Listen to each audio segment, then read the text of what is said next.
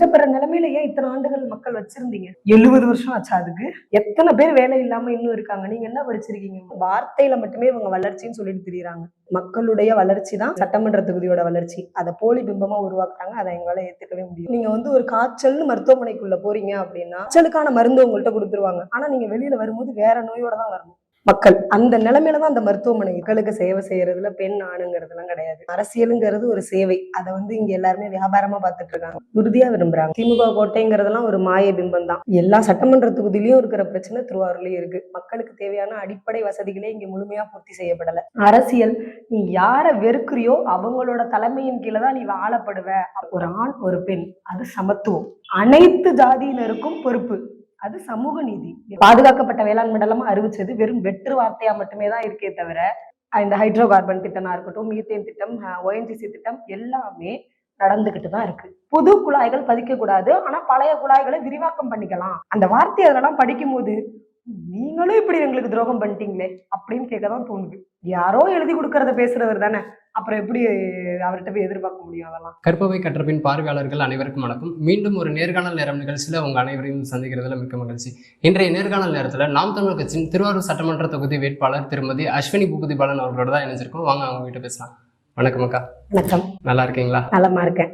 நீங்க எப்படி இருக்கீங்க? நல்லா இருக்கேன். சின்னதாக ஒரு அறிமுகம், யார் இந்த அஸ்வினி பூபதி பாலன்? என்னோட முழு பேர் அஸ்வினி, கணவர் பேர் பூபதி பாலன். திருவாரூர் சட்டமன்ற தொகுதியை சேர்ந்த ஒரு பெண் தான். நான் BSc மேத்தமெட்டிக்ஸ் படிச்சிருக்கேன். ஒரு சின்ன ஒரு உலகத்துல நான் தான் ராணியா வாழ்ந்துட்டு இருக்கேன். ஒவ்வொருத்தவங்களும் ஒவ்வொரு கட்சியில சேர்ந்து போறதுக்கு ஏதோ ஒரு காரணம் இருக்கும். நீங்க எதனால நாம் தமிழர் கட்சியில இணைஞ்சு பயணிக்க ஆரம்பிச்சீங்க? எல்லா கட்சிகளும் இருக்காங்க. திக இருந்திருக்காங்க, திமுக அதுல இருந்து மாறி வந்திருக்கு. அதை தாண்டி அதிமுக அதுல இருந்து மாறி வந்திருக்காங்க. எல்லாருமே அதே ஒரே கொள்கை, ஒரே கோட்பாடு, வேற எந்த ஒரு மாற்றமும் கிடையாது. என்ன இங்க கருப்பு சேப்பு இருக்கும், அதுல நடுவுல குறுக்க ஒரு வெள்ளை வரும். இதுல இல்லைன்னா நடுவுல மேல கருப்பு நடுவுல சேப்புன்னு கலர்கள் தான் வித்தியாசமா இருக்கே தவிர வேற எந்த ஒரு அதுலயும் ஒரு மாற்றமும் கிடையாது. ஆனா நாம் தமிழர் கட்சி அப்படிங்கிறது 2009 இயக்கமா உருவாகி ஈழத்தமிழர்களுக்கான பிரச்சனைகள், அது இல்லாம தமிழர்கள், தமிழ் தேசியம், தமிழர்கள் தான் தமிழ்நாட்டை ஆளணும் அப்படிங்கிற அந்த ஒரு இதுல இருக்கும்போது அதுல நாம் தமிழர் கட்சியின் கொள்கைகளும் கோட்பாடும் முழுமையா மாற்று அப்படிங்கிறதுல இருந்தது. கொள்கையும் கோட்பாடும் பிடித்து இந்த தலைவர் தான் நம்மளுடைய களத்துக்கு, நம்மளுடைய நாட்டுக்கு சிறந்த தலைவர் அப்படிங்கிறத உள்வாங்கி அந்த களத்துல நான் பயணிக்கிறேன். இப்போ இந்த 2026 தேர்தல்ல வேட்பாளரா எப்படி நீங்க தேர்வு செய்யப்பட்டீங்க? நான் 2017 கட்சியில இணைஞ்சேன். அன்னைக்கு காலகட்டம் எனக்கு குழந்தைகள் அப்படி இப்படின்னு இருந்ததுனால என்னால முழுமையா கட்சி பணியில ஈடுபட முடியல. 2019 இடைத்தேர்தல் காலங்கள், இங்க திருவாரூர்ல இடைத்தேர்தல் காலம், அன்றுல இருந்து நான் களத்துல நிக்கிறேன். 2019 இருந்து களத்துல நிக்கிறேன். அக்கா வினோதினி அப்ப வேட்பாளரா இருந்தாங்க, அவங்க கூட பயணிச்சிருக்கேன். 2021 அக்கா வினோதினி தான் வேட்பாளரா இருந்தாங்க. அவங்களுடைய முழுமையா தேர்தல் வேலையில இருந்து எல்லாத்துலயும் பயணிச்சிருக்கேன். அனைத்து போராட்டங்கள்லயும் இருந்திருக்கேன். 2024 கார்த்திகா அக்கா நாடாளுமன்ற தேர்தல்ல இருந்தாங்க, அவங்க கூடயும் பயணிச்சிருக்கேன். அப்படி இருக்கும் பட்சத்துல எல்லா களத்திலயும் என்னை பார்க்கும்போது சரி இந்த பொண்ணுக்கு ஒரு வாய்ப்பு கொடுப்போம், அவங்க களத்துல உழைச்சிருக்காங்க, அந்த பொண்ணுக்கு ஒரு வாய்ப்பு கொடுப்போம் அப்படிங்கறதுல என் அண்ணன் தேர்ந்தெடுத்தாங்க. ஒரு பெண் வேட்பாளரா இந்த களம் உங்களுக்கு எப்படி இருக்கு? களத்துல மக்களுக்கு சேவை செய்யறதுல பெண் ஆணுங்கிறதுலாம் கிடையாது. நான் முழுமையா மக்களுக்காக வேலை செய்யணும். அரசியலுங்கிறது ஒரு சேவை. அதை இங்க எல்லாருமே வியாபாரமா பார்த்துட்டு இருக்காங்க. ஒரு MLA-வா ஆயிட்டோம், இல்ல ஒரு வார்டு கவுன்சிலர் ஆயிட்டோம், மாவட்டமா ஆயிட்டோம் அப்படின்னா அதை வச்சு சம்பாதிக்கலாம் அப்படிங்கிற ஒரு நோக்கத்தோட தான் எல்லாருமே அரசியலுக்கு வராங்க. நான் அந்த நோக்கத்துல அரசியலுக்கு வரல. இங்க இருக்கிற மக்களுக்கு தேவையானதை மக்களிடத்துல போய் கேட்டு அறிஞ்சு அவங்களுடைய தேவைகளை பூர்த்தி செஞ்சு அதை சேவையா செய்யணும் அப்படிங்கிறதா என் நோக்கம். அப்படி இருக்கும்போது அதுல பெண் ஆணுங்கிற பெரிய வித்தியாசம் எல்லாம் என்ன கிடையாது. என்னால முடிந்த வரைக்கும் உழைச்சி நான் கண்டிப்பா மக்களுக்கு செஞ்சு தருவேன். நாம் தமிழ் கட்சியோட மாற்றத்தை விரும்பும் மக்களின் மாநாடு வெற்றிகரமா முடிஞ்சது. மக்கள் உண்மையாவே மாற்றத்தை விரும்புறாங்களா? உறுதியா விரும்புறாங்க. அனைவருமே விரும்புறாங்க. மாற்றம்ங்கிறது சொல்லா மட்டும் இல்லாம இங்க நான் இது வரைக்கும் களத்துல போய் எத்தனையோ இடத்துல பரப்புரை பண்ணியிருக்கேன். செப்டம்பர் மாதத்துல இருந்து இன்று வரை நான் பரப்புரை பண்ணிட்டு தான் இருக்கேன். அப்படி இருக்கும்போது ஒரு இடத்துலயும் நான் போய் பார்க்கும்போது ஒருத்தவங்க ஒரு கருத்து சொல்றாங்க. பெண்கள் ஒரு கருத்து சொல்லுவாங்க, ஆண்கள் ஒரு கருத்து சொல்லுவாங்க. அப்படி இருக்கும்போது எல்லா இடத்துலயும் மாற்றம் வந்திருக்கு அப்படிங்கறத முழுமையா நான் நம்புறேன். அதுவும் நம்மளுடைய அந்த மாநாடை பத்தி வராதவங்க எத்தனையோ பேர், நம்ம மாநாட்டுக்கு வராதவங்க எத்தனையோ பேர் இருக்காங்க, மாற்று கட்சிக்காரங்க இருக்காங்க. அவங்க இடத்துலயும் அந்த மாநாடு போய் சேர்ந்திருக்கு.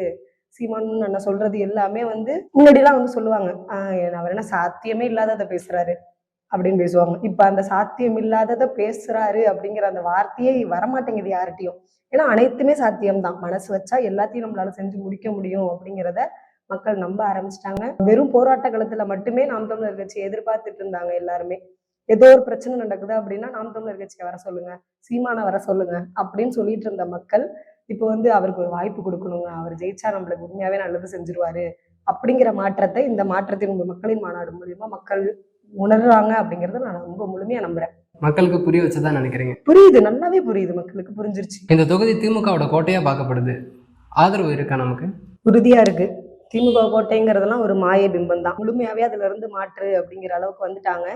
இங்க இருக்கிற திமுக ஆளுங்களுமே அவங்களுக்கு எதுவுமே செய்யல அப்படிங்கிற ஒரு எண்ணத்துல மக்கள் இருக்காங்க. இது வரைக்கும் இதை வந்து ஐயா கலைஞர் இங்க நின்று ஜெயிச்சிருக்காங்க. அடுத்து அவங்க வழியிலே அடுத்து மாவட்ட செயலாளராக இருக்கிற ஐயா பொன்னி கலைவாணன் அவங்க நின்று ஜெயிச்சிருக்காங்க. அவங்களுடைய குடும்பங்கள் வளர்ந்துருக்கே தவிர இங்க மக்களுடைய வளர்ச்சிங்கிறது இன்னும் அப்படியே தான் இருக்கு. அப்படி இருக்கும் பட்சத்துல மக்கள் மாற்றுங்கிறத ரொம்ப அதிகமாவே விரும்புறாங்க. அந்த இடத்துல ஒரு மாற்று சக்தியா நாம் தமிழர் கட்சி நிற்கும் போது மக்கள் அதை ஏத்துக்கிற நிலைமைக்கு வந்துட்டாங்க. அதை நான் இந்த களத்துல உணர்ந்திருக்கேன். உறுதியா மாற்றம்ங்கிறது வரும். திருவாரூர் தொகுதியில என்னென்ன பிரச்சனை இருக்கிறதா நீங்க நினைக்கிறீங்க? எல்லா சட்டமன்ற தொகுதியிலயும் இருக்கிற பிரச்சனை திருவாரூர்லயும் இருக்கு. மக்களுக்கு தேவையான அடிப்படை வசதிகளே இங்க முழுமையா பூர்த்தி செய்யப்படலை. இங்க இருக்கிற மருத்துவ கல்லூரியா இருக்கட்டும், பள்ளிக்கூடங்கள், கல்லூரிகள் எதுவுமே ஒரு தரமற்ற நிலையில தான் இருக்கு. அப்படி இருக்கும் பட்சத்துல இன்னைக்கு நிலைமைக்கு நீங்க வந்து என்னோட வாங்க மருத்துவ கல்லூரிக்கு வேணாலும் நான் உங்களை கூப்பிட்டு போறேன். பாதாள சாக்கடை திட்டம்ங்கிறது இங்க ஒண்ணு கொண்டு வந்தாங்க.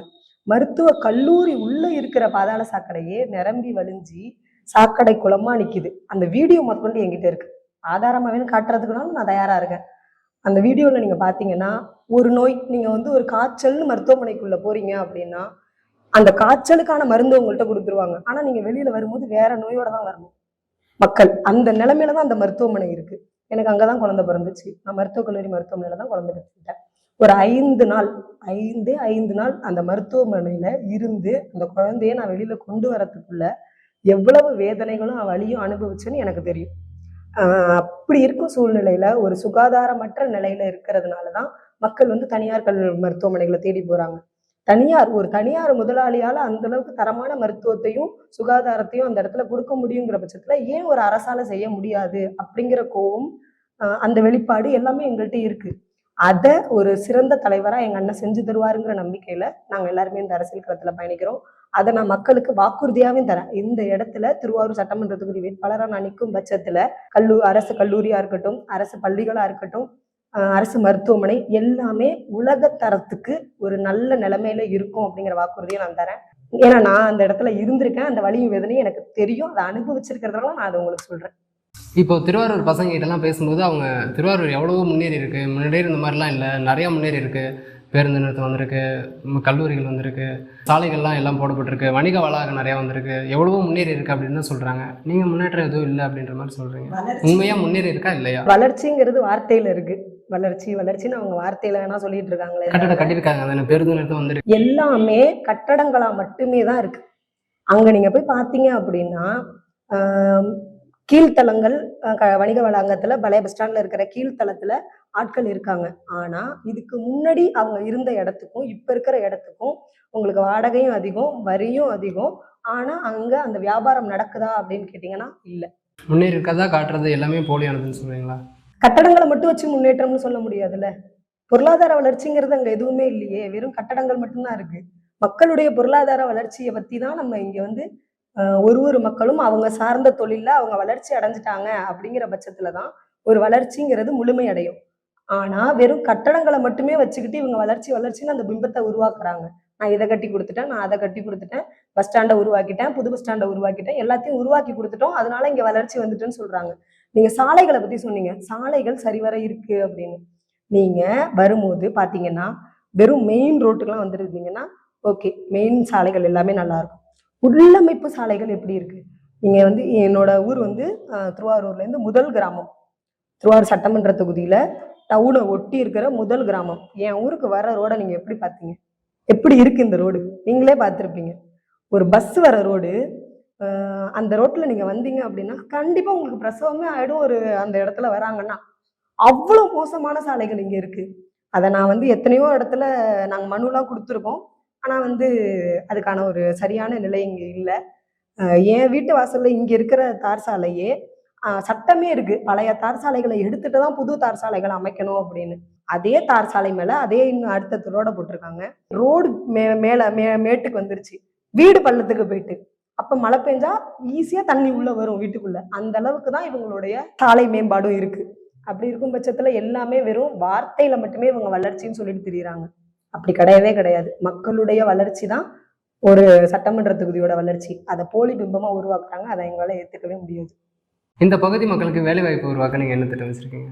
திருவாரூர் சட்டமன்ற தொகுதியை சார்ந்த வரைக்கும் இது ஒரு விவசாய பூமி. நெல், பருத்தி, காய்கறி அப்படின்னு எல்லாருமே ஒரு விவசாய மக்கள் இருக்கிற பூமி தான். அப்படி இருக்கும் பட்சத்துல ஆடு மாடு வளர்த்தல், விவசாய சார்ந்த ஒரு தொழிற்சாலைகள் அமைச்சு அனைவருக்கும் அரசு வேலை அப்படிங்கிறது அண்ணனோட ஒரு கொள்கை. விவசாயம் சார்ந்த தொழிற்சாலைகள் அமைக்கும் போது படித்தவர் படிக்காதவர் அனைவருக்குமே அந்த இடத்துல நம்ம வேலை கொடுக்க முடியும். அனைவருக்கும் அரசு வேலை அப்படிங்கும் போது கண்டிப்பா வீட்டுக்கு ஒருத்தர்ல அதுல வந்துருவாங்க. அவங்களுடைய குடும்பமும் வளர்ந்துரும்.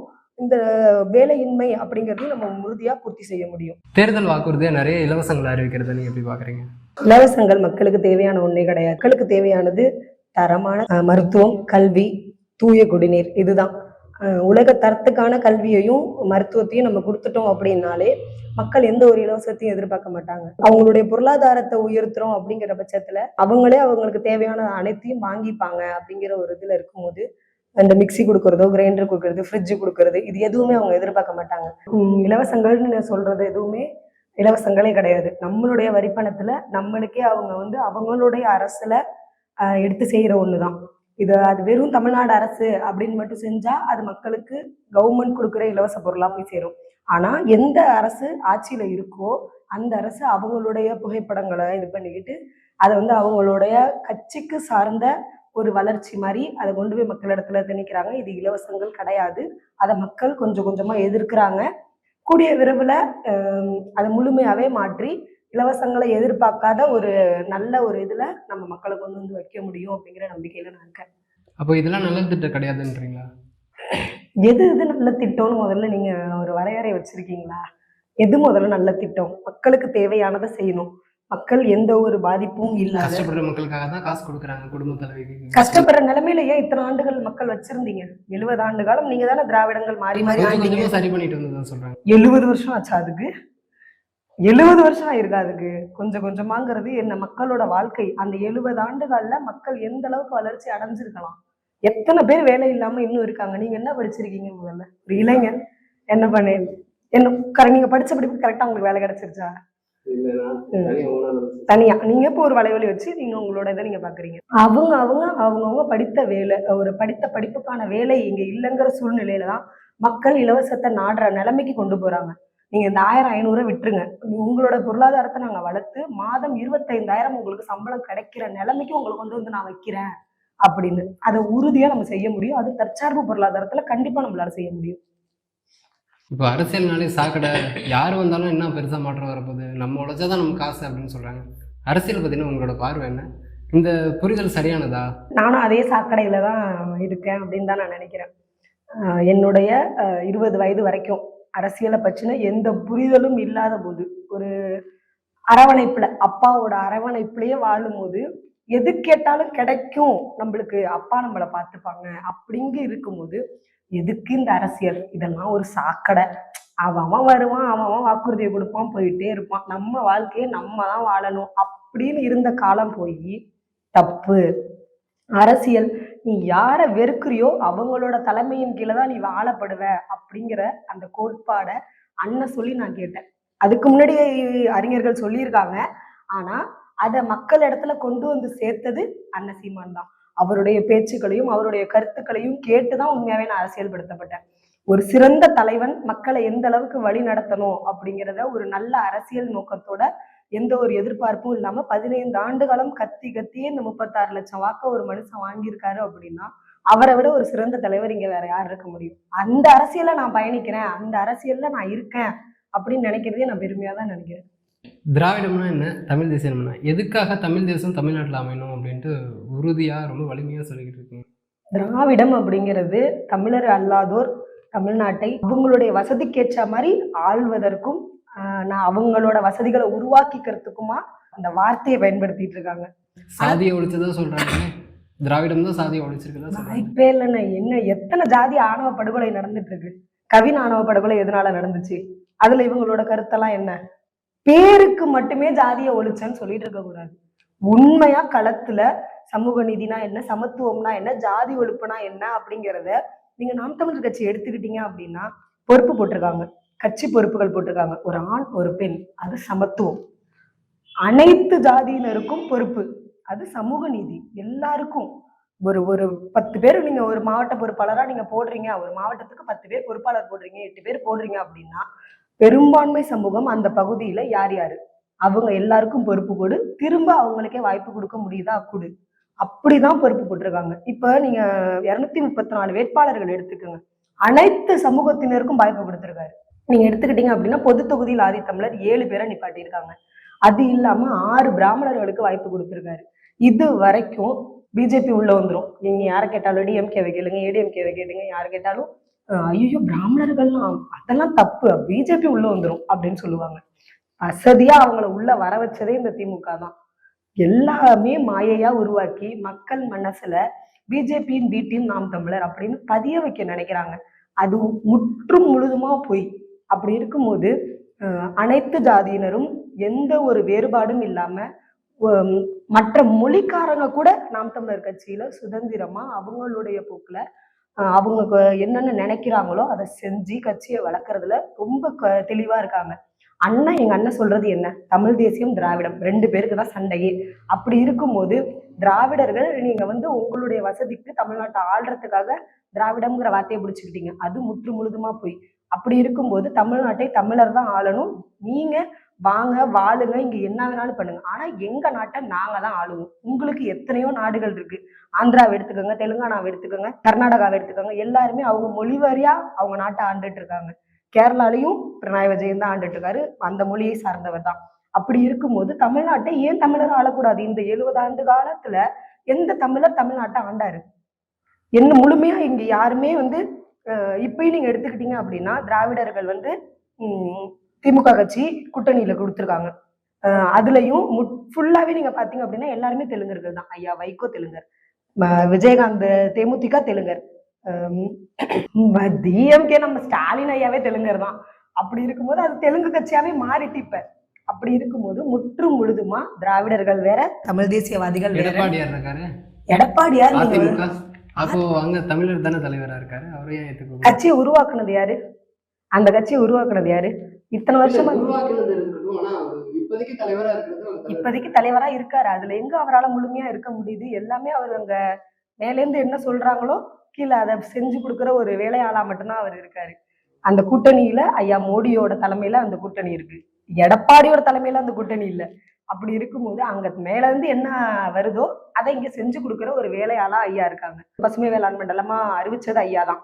இந்த ஹைட்ரோ கார்பன் திட்டமா இருக்கட்டும், மீத்தேன் திட்டம், ONGC திட்டம் எல்லாமே நடந்துகிட்டு தான் இருக்கு. பாதுகாக்கப்பட்ட வேளாண் மண்டலமா அறிவிச்சது வெறும் வெற்று வார்த்தையா மட்டுமே தான் இருக்கே தவிர அவரும் எதுவும் செய்யல. ஒரு புது குழாய்கள் பதிக்க கூடாது, ஆனா பழைய குழாய்களை விரிவாக்கம் பண்ணிக்கலாம். அது எதுல சாத்தியம்னு எனக்கு தெரியல. பழைய குழாய்களை விரிவாக்கம் பண்ணிக்கலாம், அவங்க புதுசா குழி நோண்டாம. ரெண்டும் ஒண்ணுதான், ஆனா வார்த்தை உங்களுக்கு எப்படி வேறுபாடா இருக்குல்ல. புது குழாய்கள் நீங்க உருவாக்க வேணாம், ஆனா பழைய குழாய்களை விரிவாக்கம் பண்ணிக்கோங்க. அந்த வார்த்தை அதெல்லாம் படிக்கும் போது நீங்களும் இப்படி எங்களுக்கு துரோகம் பண்ணிட்டீங்களே அப்படின்னு கேட்கதான் தோணுது. இயற்கை வளங்களை முழுமையா பாதுகாப்போம், மக்களுக்கு எந்த ஒரு இடையூறும் இல்லாத, நாசக்கார அழிவு திட்டங்கள் இல்லாத ஒரு தொழிற்சாலைகள் அமைச்சு அந்த இடத்துல நம்மளுடைய இளைஞர்களுக்கு வேலை வாய்ப்பு கொடுத்து அந்நிய நாடுகளை எந்த சார்பும் இல்லாம நம்ம நாட்டை முழுமையான வளர்ச்சியில கொண்டு போகணும் அப்படிங்கிறத தமிழ் தேசியத்துல நாங்க முழுமையா நம்பி அந்த கோட்பாடுகளை வச்சு நிற்கும் போது திராவிடத்துக்கும் தமிழ் தேசியத்துக்கும் வித்தியாசமாவே நாங்க இருக்கோம். இப்போ தமிழ் தேசியம் திராவிடம் ரெண்டுமே ஒண்ணுதான், ரெண்டுமே கண்ணு மாதிரி. அவரு களத்திலே இல்ல, அவரை பத்தி பேசி ஒன்னும் ஆக போறது கிடையாது. எங்க போனாலும் கூட்டம் வருதுன்றாங்க, காட்டுறாங்க. கூட்டம் மட்டும் வச்சு நம்ம எதுவுமே பண்ணிட முடியாது. நீங்க இன்னைக்கு போனீங்கன்னா அவர் இன்னைக்கு வரைக்கும் அவர் வெறும் திரைக்கலைஞரா மட்டும்தான் இருக்காரு, அரசியல்வாதியா மாறவே இல்லை. அவருடைய கூட்டத்தையும் அவர் அரசியல் படுத்தவே இல்லை. ஒரு திரைக்கலைஞரா எனக்கு அவரை ரொம்ப பிடிக்கும். நல்லா ஆடுவாரு, நல்லா பாடுவாரு, நல்லா நடிப்பாரு. அதோட நிப்பாட்டிக்க மட்டும்தான் எனக்கு தோணுதே தவிர அவர் ஒரு தலைவரா எடுத்துக்கணும் அப்படிங்கிற எண்ணம் கொஞ்சம் கூட எனக்கெல்லாம் வரவே இல்லை. ஏன்னா ஒரு தலைவர் அப்படிங்கிறவரு அவர் என்ன சொல்றாரோ முதல்ல அவர் அந்த மாதிரி இருக்கணும். அப்பதான் அவரை நம்ம தலைவரா ஏத்துக்க முடியும். அவரே ஒரு புரிதல் இல்லாம இருக்காரு. திராவிடம்னா என்ன, தமிழ் தேசியம்னா என்னன்னு முழுமையா முதல்ல புரிஞ்சுக்கணும். யாரோ எழுதி கொடுக்கறத பேசுறவர் தானே. அப்புறம் எப்படி அவர்கிட்ட போய் எதிர்பார்க்க முடியும் அதெல்லாம்? சீமான் அண்ணன் கிட்ட உங்களுக்கு பிடிச்ச விஷயம் என்ன? சீமான் அண்ணன்ட்ட அரசியல் பாடம் கத்துக்கிட்டு இருக்கீங்கன்னு கூட சொல்லலாம். உங்களுக்கு எப்படி இருக்கு இந்த அனுபவம்? அண்ணன் சீமான் வந்து எனக்கு நான் இதுக்கு முன்னாடி நேர்ல பார்த்ததில்ல. வலைவலியில மட்டுமே பார்த்து அவங்கள பின்பற்றி அந்த மாதிரி இருந்தேன். ஒரு மாநில இளைஞர் பாசறை ஒருங்கிணைப்பாளரா இப்ப என்ன அறிவிச்சாங்க. அப்ப நேர்ல கூப்பிட்டாங்க, போயிருந்தோம். அன்னைக்கு என்கிட்ட பேசும்போது வருங்கால தலைமுறைகள் எல்லாமே நீங்க தான். என்ன பின்தொடர்ந்து வரக்கூடாது. என்னுடைய கொள்கையும் கோட்பாடையும் தான் நீங்க பின்தொடரணும். எத்தனையோ சீமான்கள் வருவாங்க. ஆனா நம்மளுடைய கொள்கை கோட்பாடுங்கிறது வேற யாராலையும் எடுக்க முடியாது. சீமான பிடிச்சி கட்சிக்கு வந்தேன்னு சொல்லக்கூடாது. கொள்கையை பிடிச்சுதான் கட்சிக்கு வந்தேன்னு சொல்லணும் அப்படின்னு சொல்லி கொடுத்தாங்க. அப்படி இருக்கும்போது உண்மையாவே அது எனக்கு ரொம்ப பெருமையா இருந்தது. அவரை நான் நேர்ல சந்திச்சு அவரோட எங்களுக்கு உரையாற்றுற ஒரு காலமா கிடைச்சது அப்படின்னு நினைக்கும் போது ஒப்பற்ற தலைவரா அவரை நான் பாக்குறேன். அது உண்மையாவே நான் பெருமையா உணர்றேன். சரி, இறுதியா திருவாரூர் மக்களுக்கு நீங்க சொல்ல வர செய்தி என்ன? அது செய்தி இல்லை, உங்களோட வாக்குறுதியா இருக்கலாம். ஆனா இப்ப நீங்க என்ன கேளுங்க, நீங்க நாம் தமிழ் கட்சிக்கு வந்தீங்க அப்படின்னா எனக்கு இந்த கொள்கையை பிடிக்கும், இந்த கோட்பாடு பிடிக்கும். பசி பஞ்சம் ஊழல் லஞ்சம் இது எதுவுமே இல்லாத ஒரு தூய அரசியலை எங்க அண்ணன் உருவாக்கணும்னு நினைக்கிறாரு. மதுபத போதை இல்லாத, பெண்களுக்கு எந்த ஒரு பாலியல் சீண்டலும் இல்லாத ஒரு நல்ல சமுதாயத்துல என் குழந்தைங்க வாழணும் அப்படிங்கிற ஒரு ஆசையில நான் இந்த கட்சியில இருக்கேன் அப்படின்னு என்னால தெளிவா சொல்ல முடியும். அதனால நான் மக்களுக்கு சொல்றது, இந்த திருவாரூர் மக்களுக்கு சொல்றது ஒன்னே ஒண்ணுதான். வருங்கால சமுதாயம் நல்ல வழியில அரசியல் பட்டுட்டு இருக்காங்க. அதுக்கு உங்களுடைய ஒத்துழைப்பு வாக்கா மாத்தி வருங்கால சமுதாயமா இருக்கிற இளைஞர்களுக்கு வாக்களியுங்க. நீங்க எனக்கு தான் ஓட்டு போடணும்னு நான் உங்க யாரையும் வற்புறுத்த மாட்டேன். ஆனா ஒரு நல்ல தலைவரை தேர்ந்தெடுக்கிற உரிமை உங்ககிட்ட தான் இருக்கு. ஐயா அப்துல் கலாம் சொன்ன மாதிரிதான் இளைஞர்களே கனவு காணுங்கள் அப்படின்னு சொல்லியிருக்காரு. நான் ஒரு நல்ல கனவை கண்டுட்டு இருக்கேன். கேஸ் மானிய விலை அந்த போராட்டம், இபி கட்டண போராட்டம், மீத்தேன் போராட்டம், ஹைட்ரோ கார்பன் போராட்டம், அது மாதிரி காவிரி உரிமை மீட்பு போராட்டம், மக்கள் இங்க என்னென்ன பிரச்சனையை சந்திச்சாங்களோ அத்தனை பிரச்சனையும் இங்க நாம் தமிழர் கட்சி போராட்டமா முன்னெடுத்திருக்கு. அந்த அத்தனை களத்திலையும் நான் நின்று இருக்கேன். உங்க எல்லாரோட பிரச்சனையும் எனக்கு தெரியும். அப்படி இருக்கும்போது அந்த பிரச்சனைகள் எல்லாத்துலயும் உங்க கூட நிக்கிற ஒரு ஆளா நான் இருந்தேன் அப்படிங்கிறதுனால உரிமையா உங்ககிட்ட கேட்கிற, ஒரு முறை எனக்கு வாய்ப்பு கொடுங்க, சட்டமன்ற உறுப்பினரா ஆக்குங்க. எந்த ஒரு பிரச்சனையும் இல்லாத ஒரு சட்டமன்றத்துல இந்த திருவாரூர் சட்டமன்ற தொகுதியை நான் மாத்தி உங்களை ஒரு நல்ல நிலைமையில வாழ வைக்கிறேன் அப்படின்னு வாக்குறுதி கொடுக்குறேன். களத்தில் வெற்றி பெற வாழ்த்துக்கள்க்கா. நன்றி நன்றி நன்றி, ரொம்ப நன்றி.